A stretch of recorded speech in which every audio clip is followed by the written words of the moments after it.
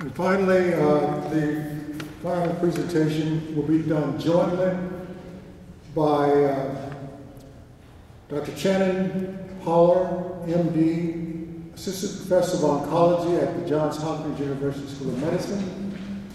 Her emphasis is on clinical trials of developmental therapeutics in prostate and other solid tumors. Dr. Poller received her MD at the Harvard Medical School, completed her residency at Johns Hopkins, and a fellowship training also at the Kimmel Cancer Center at Johns Hopkins. She will be speaking on novel approaches to funding research efforts, and at the same time, I'm going to give a few comments about Mr. Nowak. Mr. Joel Nowak, and I'm just going to say that he possesses MSW, and rightfully so. He is director of the Male Care Advanced Disease and Advocacy, and was a featured speaker at the 2010 summit. And he has personally survived what I would call a range of cancer challenges, and he also has a number of relatives who has also experienced. Dr. Poller and Mr. Nowak, please.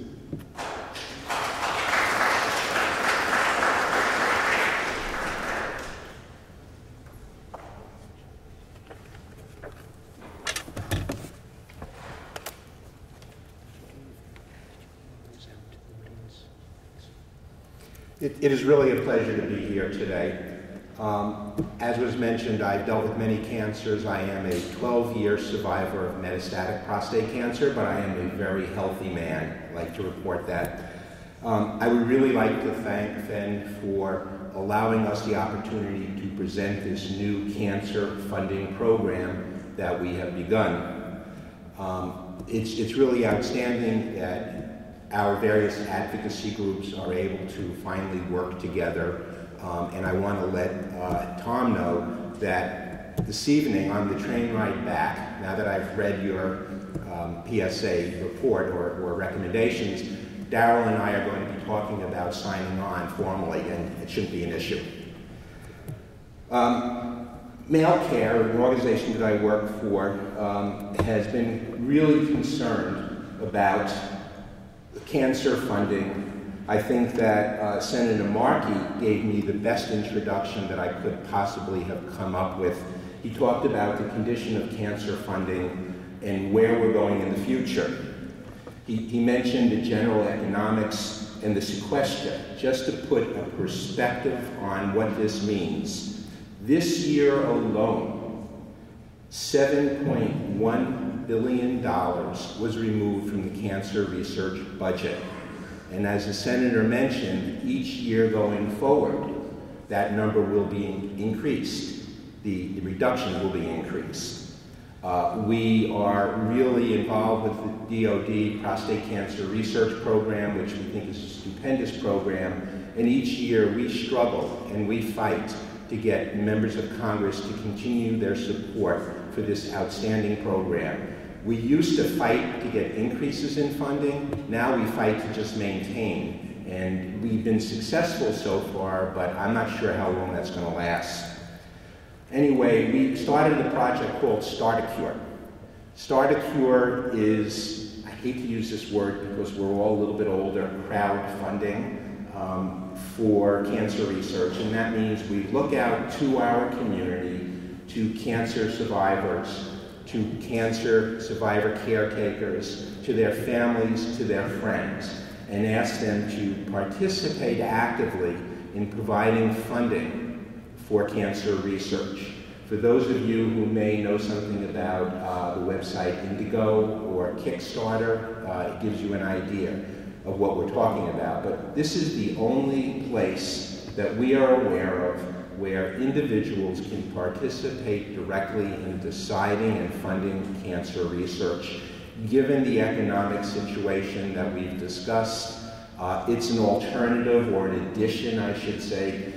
Unfortunately, I don't believe that we're going to be able to replace the $1.7 billion, but anything we can do, we have to do, and I think it's all of our responsibility.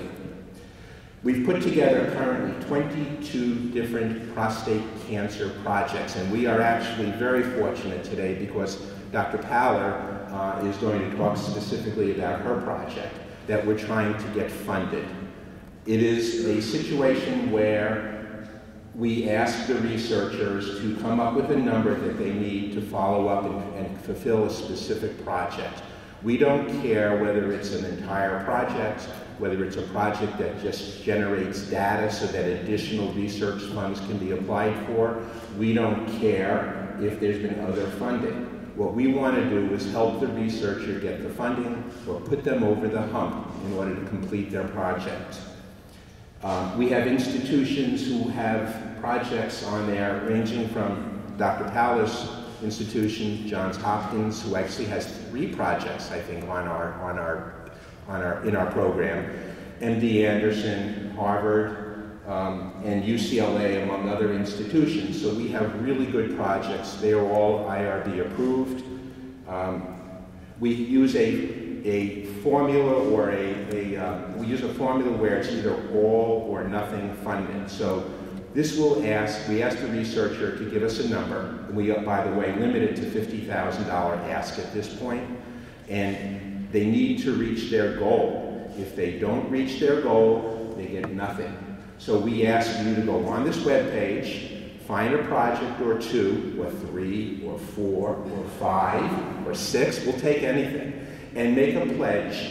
You put it on your credit card, and only when and if the researcher reaches their goal will your credit card be charged. And we do this because we want to make sure that the asks that the researchers make to us is what they really need. If they overreach and they ask for more money they need, it may not get funded and they'll get nothing. And that's the logic behind this. Our researchers have all agreed, if they get funded, to continue communicating with us about the progress of their project so that we in turn can make sure each of the investors in these projects know what's going on. I think it's important. We want to connect researchers to people because that's what they're doing. They're researching stuff for us. 92% of all pledged funds goes to the research. I challenge you to point out one other foundation or institution that's able to do that. 8% is kept back solely for administration, and believe me, we are not making money. We are funding it. What's really exciting about it is you get to read these projects, and I have 2 notebooks with me if you want to take a look at it. You can page through it. I just printed out the web page, and I think everyone is getting or has a card with our web page on it where you can read the projects. Go through it. Find a project that speaks to you. They range from prevention all the way to aftercare. It's really exciting. I really urge everyone to go, and I actually now would like to welcome Dr. Paller, who is the principal investigator on one of the projects, and I'm going to ask that she tells us about it. Thank you for considering it. Please, please go to the webpage.